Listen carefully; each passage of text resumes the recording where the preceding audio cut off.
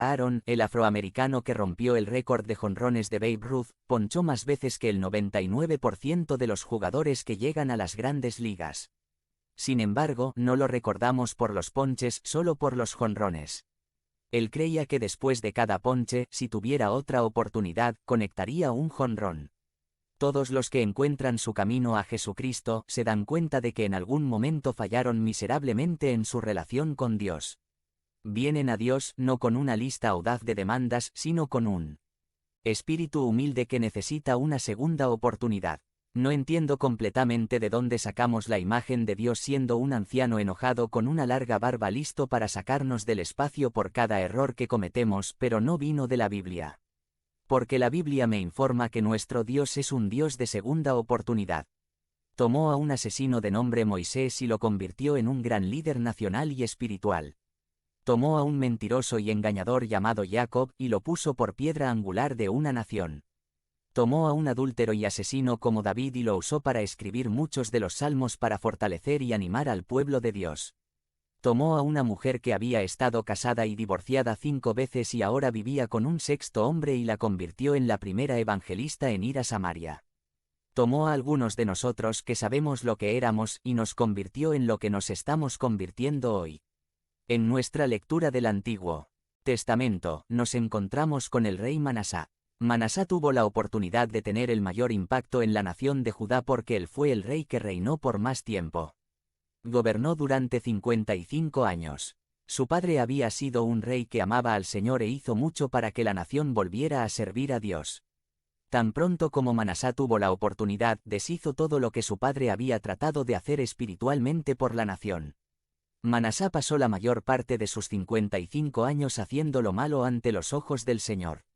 Adoró a los ídolos, trató de hablar con los muertos a través de brujas y hechiceros, sacrificó a sus hijos como ofrendas humanas a los ídolos, dio muerte a personas inocentes que desafiaron lo que estaba haciendo. El relato de Manasés en 2 Reyes nos dice que llenó a Jerusalén de sangre inocente. La tradición nos dice que mandó cortar al profeta Isaías por la mitad.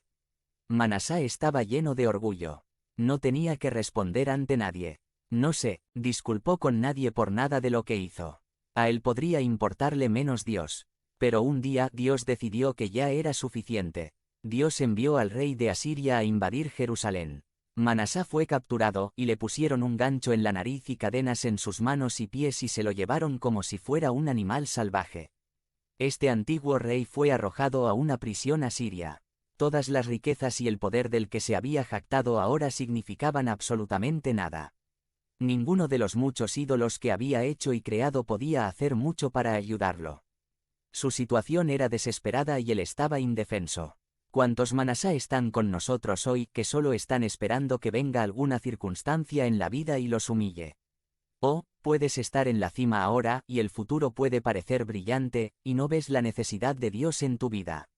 Pero Dios va a enviar un rey asirio a tu vida porque Dios odia el orgullo y derribará a todos los que son orgullosos de corazón. Pero el propósito de Dios al humillarnos es traernos a nuestros sentidos para que podamos hacer un cambio. Fue en la oscuridad de la prisión que Manasá recordó que el Dios de Israel era un Dios de segunda oportunidad. Este asesino, mentiroso, abusador de personas, tuvo la audacia de pensar en Dios que si él se humillaba, Dios podría escuchar su oración. Me sorprende la gente que no entiende lo grande que es el corazón de Dios. Ellos realmente creen que han hecho algo tan malo que Dios no podría amarlos ni perdonarlos. Mi amigo, cuando este hombre malvado se humilló ante Dios, Dios tenía un plan para su vida. Las Escrituras nos dicen en 2 Crónicas 33. 1-2, 1-4-2 en su angustia buscó el favor de Jehová su Dios y se humilló mucho delante del Dios de sus padres. Y cuando él oró a él, el Señor fue movido por su súplica y escuchó su súplica, así que lo hizo volver a Jerusalén y a su reino. Entonces supo Manasés que Jehová es Dios. Una persona cuya vida había sido un completo desastre moral y espiritual, obtuvo una segunda oportunidad de un Dios de segunda oportunidad y pasó el resto de su vida intentando llevar a su pueblo de regreso a Dios. No hay un alma aquí que pueda volver al pasado y cambiar lo que se dijo o se hizo, pero todos nosotros tenemos la oportunidad en Dios de hacer una diferencia positiva en lo que sucede de aquí en adelante. Entonces, ¿qué pasa si lo has arruinado durante los últimos 2 años, los últimos 20 años o los últimos 40 años? No tienes que terminar de esa manera.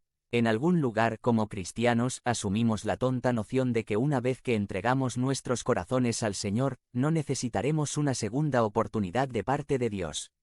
Tomaremos la pelota de nuestra vida espiritual y nos dirigiremos a la zona de anotación. ¿Sabes por qué en el fútbol tienen una regla de 1 y 10? El objetivo en el fútbol es anotar un touchdown. Pero la gente se da cuenta de que la mayoría de las jugadas no terminarán en un touchdown e incluso 4 jugadas seguidas no siempre conducirán a un touchdown.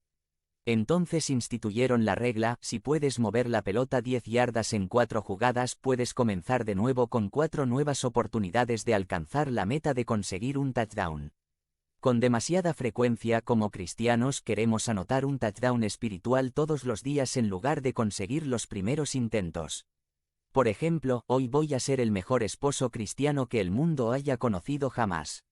Bueno, mi esposa preferiría que solo tomara algunas primeras oportunidades agradeciéndole las cosas que hizo por mí y por la familia, siendo amable en la forma en que le hablo y animándola con cumplidos. ¿Cómo podría obtener los primeros intentos como padre, como hijo, como estudiante, como esposa, como amigo o como creyente? Ves que todos nosotros vamos a fallar a veces. Pero lo más importante después del fracaso no es el fracaso, sino lo que sucede después del fracaso. Alguien nos mintió a muchos de nosotros un día y dijo: si vienes a Jesús, tu vida estará tan llena de alegría y tus problemas desaparecerán con el sonido de una oración. Puedes reprender el dolor, la enfermedad y los tiempos difíciles en el nombre de Jesús y reclamar salud, riqueza y prosperidad. Si vienes a Jesús puedes obtener todo lo que el mundo tiene e ir al cielo también. En esta mentalidad, Dios es simplemente un Dios de segunda oportunidad para hacerte rico a través de un atajo espiritual. Pero la Biblia dice: todos los que deseen vivir piadosamente en Cristo Jesús sufrirán tribulaciones. También dice: nos regocijamos en nuestros sufrimientos sabiendo que producen paciencia. Jesús dijo: en mí tendréis paz porque en el mundo tendréis tribulaciones. Antes de que Jesús dejara este mundo, sabía que todos nosotros fallaríamos espiritualmente en ocasiones y necesitaríamos una segunda oportunidad. Cuando Jesús le dijo a Pedro, en Lucas 22:31, Simón, Simón, Satanás os ha pedido para zarandearos como a trigo, Jesús no solo estaba advirtiendo a Pedro, sino a todos sus discípulos. La palabra ustedes es plural, lo que significa que Satanás quiere tentar a todos los discípulos de Jesús. La palabra pedido en el verso es la palabra que significa rogar por algo. Jesús imaginó a Satanás pidiéndole a Dios permiso para hacer tropezar a los discípulos. La palabra tamizar significa sacudir. Satanás quería el permiso de Dios para sacudir a los discípulos para probar que no eran genuinos. El propósito principal de Satanás en la tentación es deshonrar y cortar el corazón de Dios. Satanás cree que en el momento en que Dios quita el sentido de su presencia y sus bendiciones, el creyente promedio no soportará las pruebas y se alejará de Dios. Llegamos a decir: bueno, no veo lo que estoy sacando de ser fiel a Dios. Esa es la declaración que hace que todos los demonios se regocijen porque prueba que la persona no amaba a Dios por Dios mismo, ni la persona ama a Cristo por lo que Cristo ha hecho por él o ella, sino que la persona estaba en eso por lo que él o ella, o podría salirse de Dios. Es como el hombre que se casa con la mujer por su dinero, lo que pasa cuando el dinero deja de fluir. Así que Jesús sabe que todos los que están aquí hoy experimentarán una sacudida. Cuanto mayor sea su caminar con el Señor, más intenso probablemente será el zarandeo. Pero Jesús no se detuvo allí. Continuó diciendo, en Lucas 22:32, pero yo he rogado por ti, Simón, para que tu fe no falte.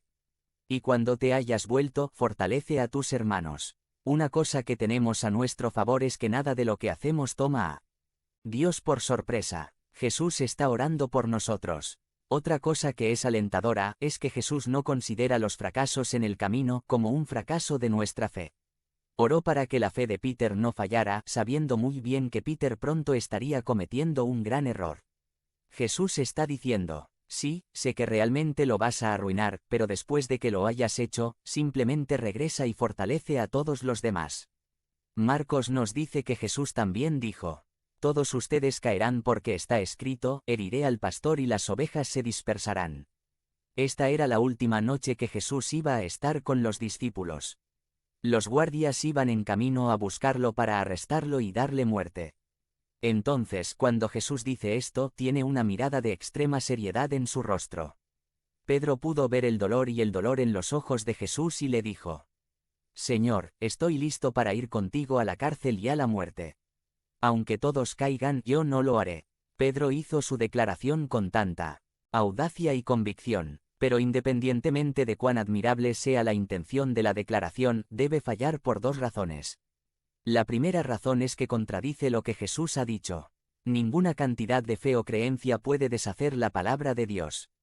Jesús dijo: todos ustedes me abandonarán. Pedro dice: todos menos un Señor. Yo soy la excepción. Eso no me puede pasar a mí. La segunda razón por la que la declaración debe fallar es que incluso el creyente más fuerte tiene debilidades. El pecado es una realidad que todos debemos enfrentar. Ninguna cantidad de fe o amor por Jesús puede hacernos inmunes al fracaso o garantizar que no pecaremos.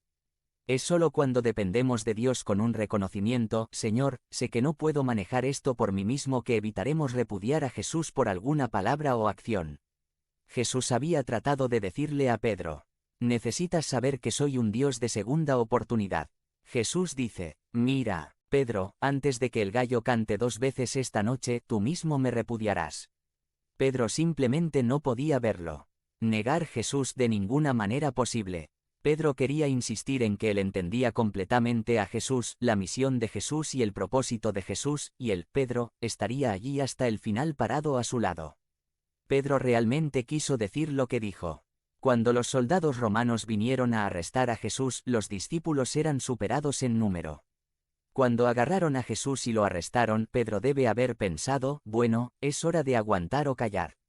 Dije, me moriría e iría a la cárcel por él, así que aquí está. Pedro sacó su espada y comenzó la batalla para liberar a Jesús. Agitó su espada y golpeó a Malchus, el sirviente del sumo sacerdote. Le cortó la oreja derecha al tipo de inmediato. Pero en lugar de escuchar una manera de ir a Pedro de Jesús, Pedro escuchó: guarda tu espada, si necesito ayuda, tengo 72,000 ángulos a mi disposición. Jesús, nuevamente para mostrarle al mundo que él es el Dios de la segunda oportunidad, se acerca a Malchus, quien vino a arrestarlo, y le curó la oreja. Eso es lo que yo llamo estar demasiado preparado para ayudar a alguien a volver al camino correcto. En este punto se cumplieron las palabras de Jesús y todos se apartaron y lo abandonaron. Pedro descubrió que no entendía a Jesús tan bien como había pensado al principio. No estaba seguro de lo que Jesús estaba tratando de lograr. Había estado dispuesto a dar su vida por él, y Jesús no había mostrado aprecio por ello en absoluto. Mis amigos, existe el peligro de pensar que somos lo suficientemente inteligentes como para entender completamente a Dios y sus caminos. Incluso los caminos de Dios en nuestras propias vidas. Dios está obrando en formas que no vemos, formas que no entendemos y formas en las que no podemos saber. Sin embargo, sé que cuando el fracaso, el desastre o las pérdidas inesperadas llegan a nuestras vidas no terminan. Dios es un Dios de segunda oportunidad, y podemos continuar. Pedro no pensó que Satanás podría zarandearlo tan fuerte como lo hizo, pero Satanás lo hizo y lo dejó listo para alejarse de Jesús. Apenas unas horas antes, era uno de los más comprometidos y devotos seguidores de Jesucristo.